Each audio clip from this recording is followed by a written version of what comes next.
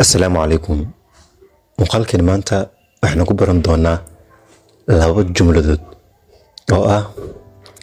aniga waxaan ku hadlaa Carabiga wax yar iyo sidoo kale waxaan baran doonaa waxaad xaday qalbigayga adiga waxaad xaday qalbigayga labada jumladood aan ku baran doonaa sida Ingiriiska loo dhaho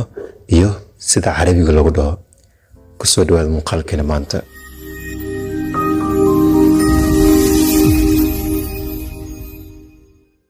waxaan ku bilaabaynaa adiga waxaad xaday qalbigayga sida English loo dhahaa marka rabto inaad English ku dhahdo adiga waxaad xaday qalbigayga waxa leedahay you stole my heart adiga waxaad xaday qalbigayga sidoo kale waxa rabtaa inaad afka Carabiga ku dhahdo adiga waxaad xaday qalbigayga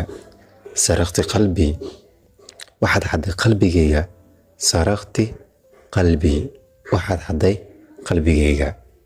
jumlada xigta aan baranayno waxay tahay aniga afka Carabiga waxaan ka hadlaa wax yar oo kaliya qaliilan